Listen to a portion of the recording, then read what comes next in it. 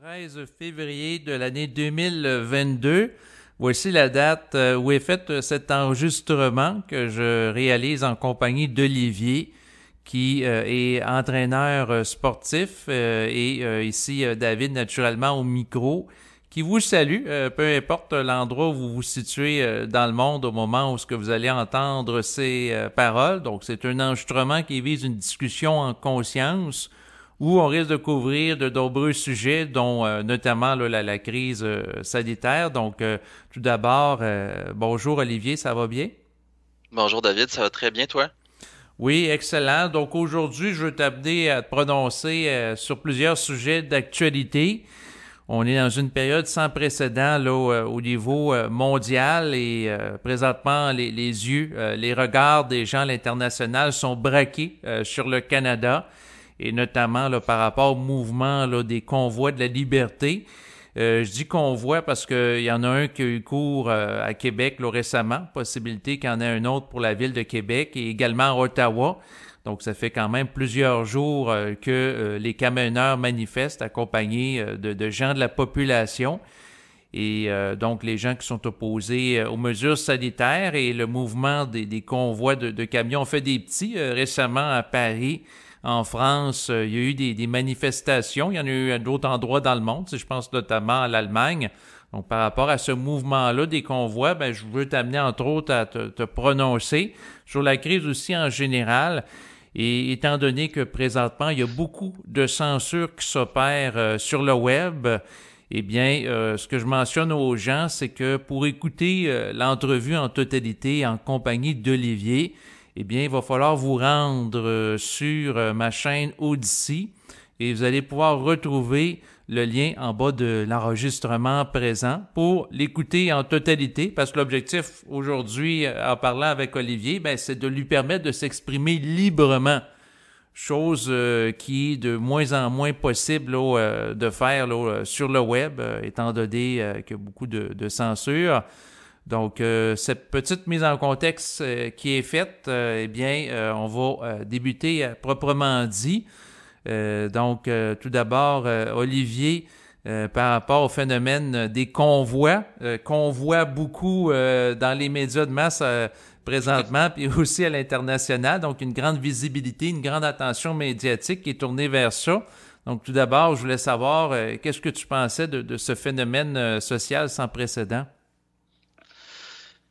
D'abord, je trouve ça très intéressant le fait que ce soit les truckers qui aient amené ce mouvement-là. Bien sûr, je vais en parler de ce que je sais, là, basé sur ce que j'ai étudié des nouvelles, des gens que j'ai parlé là-bas, puis de un peu mon observation personnelle. Mhm. Ça m'étonne pas vraiment que ça vienne de ça, parce que des camionneurs, c'est comme le sang du pays. C'est ce qui fait circuler toute la marchandise, toutes les matières, tout ce qu'on a de besoin, dans le fond, circule avec des camions, en tout cas un haut pourcentage.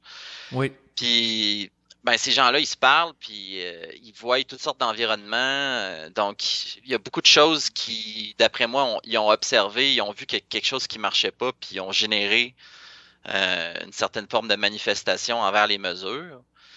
Euh, Ensuite de ça, qu'est-ce que ces gens-là, ils veulent éventuellement, c'est la liberté.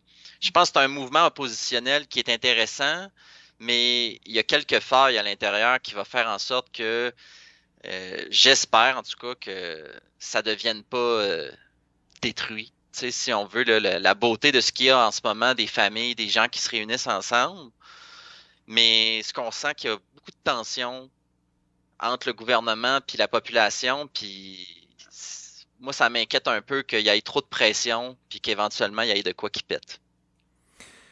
Oui, ben peut-être qu'on va atteindre un point de rupture, entre autres, de l'adhésion de la population générale là, à l'égard du narratif officiel par rapport à la crise, dans le sens qui est éventuellement de la désobéissance civile, c'est-à-dire que au moment où on se parle, bon, les salles d'entraînement, les gyms sont sur le point de réouvrir là, pour le 14 février, mais il y a quelques jours, il y avait des gens qui parlaient de la possibilité de réouvrir de manière illégale là, les salles d'entraînement.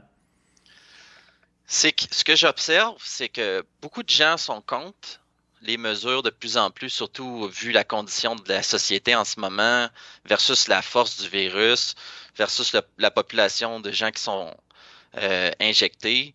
Les gens ils se font fermer des places où est-ce qu'il y avait le droit d'aller avec un passeport vaccinal. Fait que c'est évident qu'il y a de plus en plus de gens qui sont fâchés. Puis ces gens-là, ils se rassemblent ensemble, puis ça crée des polarités très fortes entre deux parties de la société. Puis le problème, il est là d'abord. Puis les forces astrales qui travaillent à travers le gouvernement, à travers les consciences humaines, veulent créer cette tension-là polaire entre le bon puis le mal, puis l'injecté, le non injecté. Toujours la polarité l'un de l'autre. Une grosse tension entre les deux pour défracter l'énergie. C'est comme ça qu'ils font défracter l'énergie. Fait que le but, c'est pas de rentrer nécessairement dans des mouvements comme ça, mais plutôt d'agir basé à partir de sa vibration. Pour écouter la suite de cet enregistrement, vous pouvez cliquer sur le lien web qui figure en bas de cet extrait que vous venez d'entendre.